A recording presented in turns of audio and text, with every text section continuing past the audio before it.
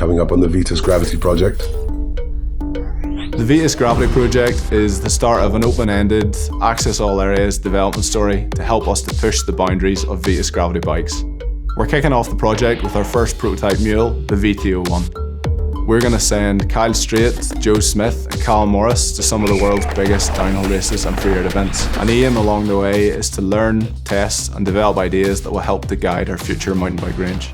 There's no deadline, no launch date, but what we will do is gather learnings that only this type of real world testing can provide, and then transfer the performance benefits back to the real everyday riders that ride our bikes. We're in Northern Ireland right now. We're about to do some testing. Just flew in yesterday and already on the test and downhill track. Decided to get some more settings dialed out here and keep testing the bike.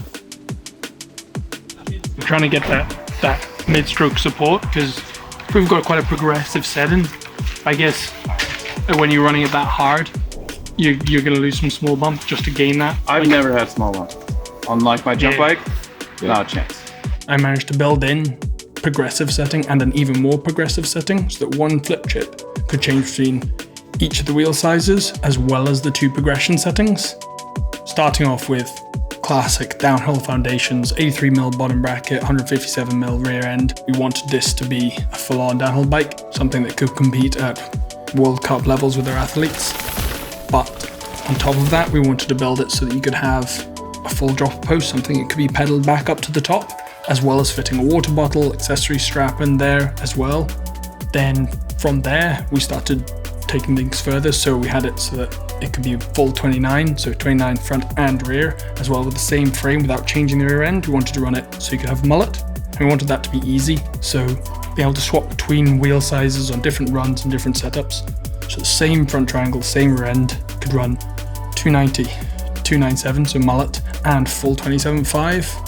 But reusing a 29er fork, so with minimal changes, you could go between each of these settings. Hi, I'm Callum.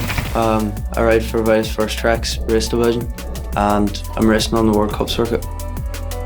Seems like be a bit more planted on like rough stuff, and notice a lot when like you had a big compression, instead of the bike like picking back up on you, it like pushes forward, which is real good for big hits and stuff.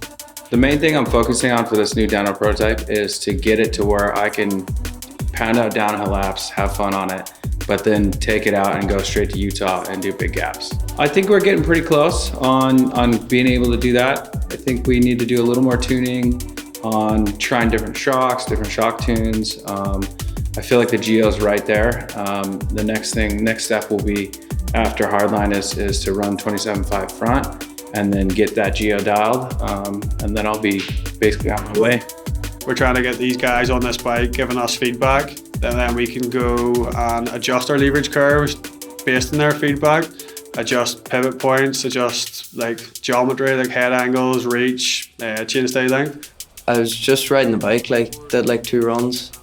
I felt really good, but talking to Chris, he just sort of told me like I wasn't really set up that good. Bike's real quiet, but I think it might be a bit stuff. Bit firm in the back? Yeah, that's alright. Well, we've already checked your sag, and it is a bit too firm, so we'll swap the spring out for a smaller spring, or 450-pound spring, and then we'll check your sag and let you go again. Not that better. Like ideally you want your bike balanced to start with, so you're not sitting off the back, because if you're not weight in the front, you're in the corners, it's going to wash everywhere, you're not putting any weight through the front end of the bike.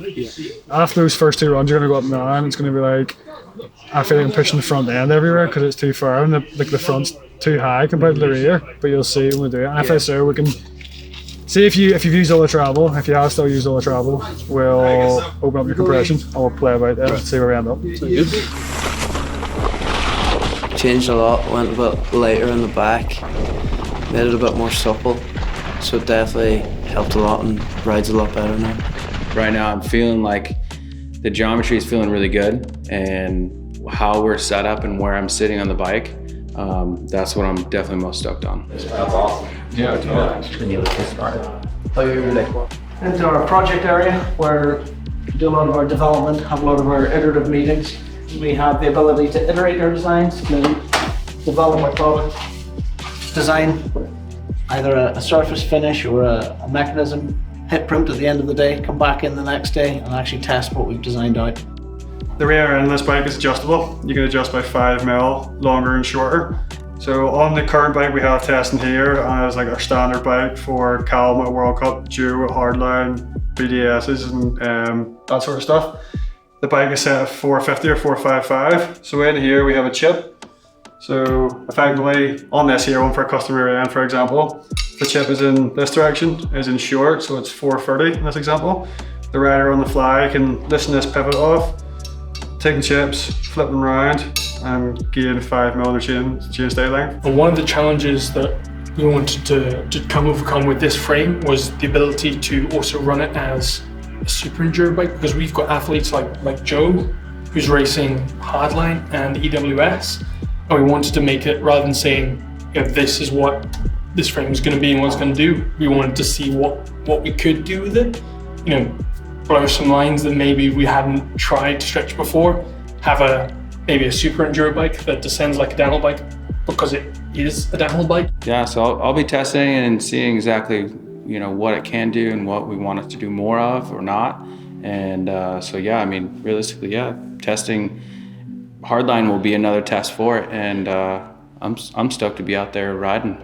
On the next episode of the Vitus Gravity Project. Obviously, Red Bull Hardline is one of the craziest and hardest events out there. And when you build a bike that's fit to take it, you're pretty confident that you're going to be able to then have a bike ready to take anything else. I think if anyone knows how to kind of go about learning jumps and kind of the process, it's probably him.